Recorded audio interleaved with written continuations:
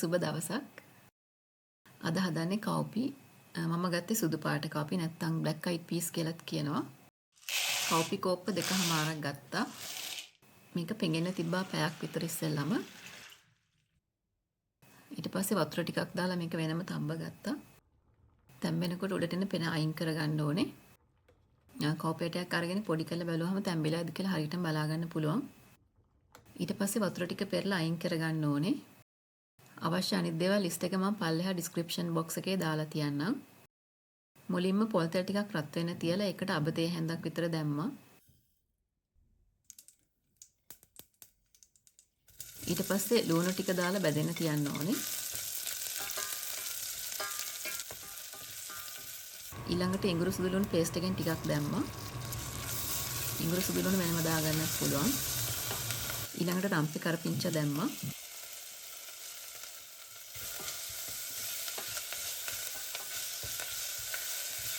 කුරුඳු කෑලි කීපයක් දාගත්තා. ලුණුත් දාගත්තා. තක්කාලි පේස්ට් එකෙන් මේ සැනේ 3ක් වගේ දැම්මා. තක්කාලි පොඩි ගෙඩියක් පොඩි කෑලි වලට කපලා දාගන්නත් පුළුවන්. මේක ටිකක් බැදෙනකොට අමු 3-5 කුඩු, මිරිස් කුඩු, කහ කුඩු දැම්මා. ඊළඟට පොල් කිරි දාගන්න ඕනේ. හොදි ගොඩක් තියෙන්න ඕන නම් ටිකක් වැඩිපුර දාගන්න පුළුවන් කිරි. උකුවට තියෙන්න ඕන නම් මිටි කිරි විතරක් දාගත්තාම ඇති. මේ වෙලාවේදී ලුණු රස බලලා මදි නම් දාගන්න ඕනේ.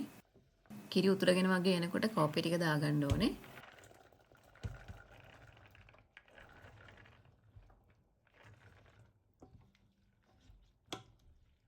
ඊට පස්සේ මේක හොඳට උතුරනකන් තියන්න ඕනේ.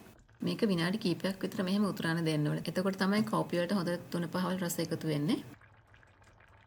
ලිපෙන් බාගත්තට පස්සේ බැදපු 3-5 කුඩු ටිකක් දාගන්න පුළුවන් නම් රස තවත් වැඩි වෙනවා. කෝපි කියන්නේ ඉතින් ගුණ කෑමක් නේ මෙහෙම හැදුවම හරිම රසයි. ඔයාලත් මේ විදිහට හදලා බලලා රස කොහොමද කියන්න. මේක ඉතින් බත් එක්ක තව මොන හරි එළවලුවක් එහෙම නැත්නම් ප්‍රෝටීන් වර්ගයක් එක කන්න පුළුවන්. මම හිතන මේ වීඩියෝ එක ඔයගලන්ට ප්‍රයෝජනවත් වෙන්න ඇති කියලා. අලුත් රෙසිපි එකකින් නැවත හමු වෙමු.